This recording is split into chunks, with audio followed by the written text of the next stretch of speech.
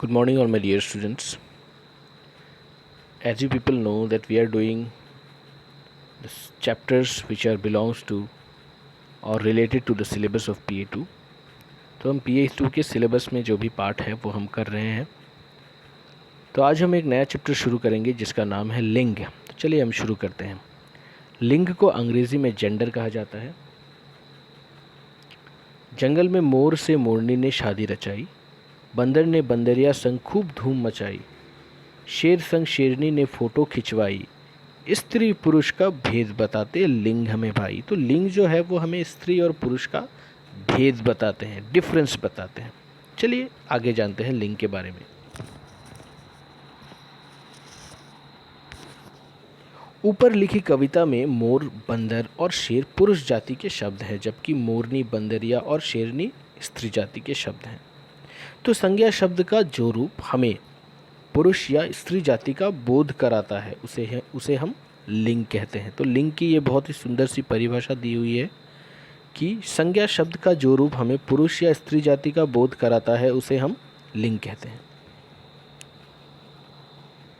जैसे कि इस चित्र पर आप देख सकते हैं, यह एक परिवार का चित्र है जहाँ पर आप देख सकते हैं कि बहुत सारे स्त्री पुरुष एक साथ बैठकर खाना खा रहे हैं। यहाँ पर दादाजी हैं, दादी जी हैं, मम्मी है, पापा है और 2 बच्चे बैठे हुए हैं।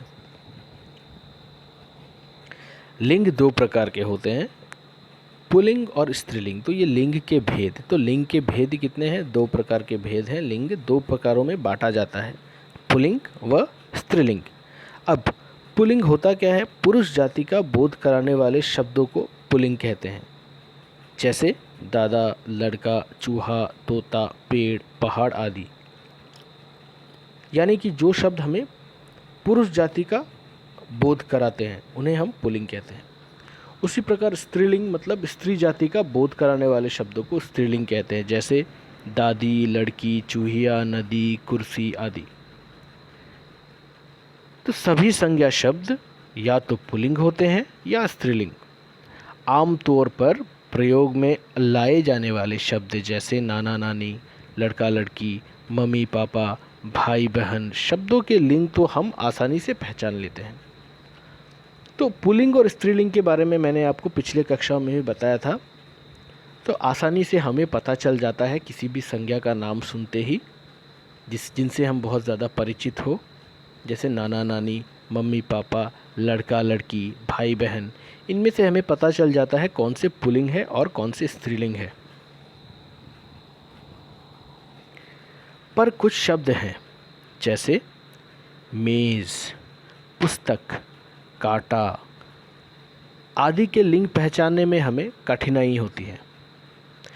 ऐसे में हम शब्दों का वाक्यों में प्रयोग करते हैं, जैसे फूल खिला है, कली नहीं खिली है, कांटा रास्ते में पड़ा है, चम्मच मेज पर पड़ी है, ताला लटका है, चाबी भी लटकी है, गिलास पूरा भरा है, कटोरी आधी भरी है। तो यहाँ पर आप देख सकते हैं हमने क्या लिखा? फूल खिला है यानी कि फूल पुल्लिंग है। कली नहीं खिली है यानी कि कली जो है वो स्त्रीलिंग है। उसी प्रकार कांटा रास्ते में पड़ा है, तो कांटा पड़ा है हमने लिखा क्या कांटा पड़ी है? नहीं, कांटा पड़ा है यानी कि आ की मात्रा का उपयोग किया हमने, तो यह हो गया पुल्लिंग। उसी प्रकार चम्मच मेज पर पड़ी है, तो पड़ी है कहा हमने, चम्मच स्त्रीलिंग। उसी प्रकार ताला लटका है, ताला पुल्लिंग, चाबी भी लटकी है, चाबी स्त्रीलिंग। गिलास पूरा भरा है यानी कि गिलास पूरा भरा है, हमने भरा है लिखा यानी कि आ की मात्रा का प्रयोग किया, तो ये गिलास पुल्लिंग हो गया। कटोरी आधी भरी है यानी कि कटोरी स्त्रीलिंग हो गई।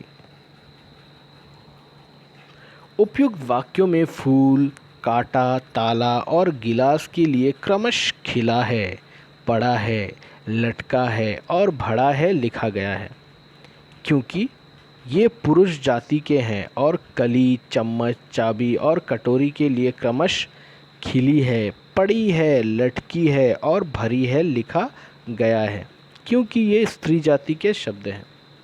इसी तरह मेरा, तुम्हारा, उसका, अपना, किसका आदि शब्द पुल्लिंग के लिए आते हैं और मेरी, तुम्हारी, उसकी, अपनी, किसकी आदि शब्द स्त्रीलिंग के लिए प्रयोग किए जाते हैं।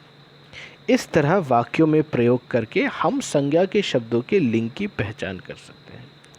तो जैसे कि मैंने आपको बताया कि मम्मी पापा, भाई बहन, चाचा चाची, नाना नानी, दादा दादी, इनको कहते ही हमें आसानी से पता चल जाता है कि कौन सा पुल्लिंग है और कौन सा स्त्रीलिंग है। लेकिन मेज़, गिलास, फूल, कली, चम्मच, कटोरी, चाबी, इनका लिंग पता करना थोड़ा कठिन होता है। तो जब हम वाक्य कहते हैं या लिखते हैं, जैसे खिला है, तो खिला है सुनते ही हमें पता चल जाता है ये पुल्लिंग है। पड़ा है, लटका है, भड़ा है, ये सभी पुल्लिंग है, पुरुष जाति के हैं। और कली, चम्मच, चाबी और कटोरी के लिए क्रमश खिली है, पड़ी है, लटकी है और भड़ी है लिखा गया है, क्योंकि ये स्त्रीलिंग है, स्त्री जाति के शब्द हैं। इसी तरह मेरा, तुम्हारा, उसका, अपना, किसका आदि शब्द पुल्लिंग के लिए आते हैं और मेरी, तुम्हारी, उसकी, अपनी, किसकी आदि शब्द स्त्रीलिंग के लिए प्रयोग किए जाते हैं।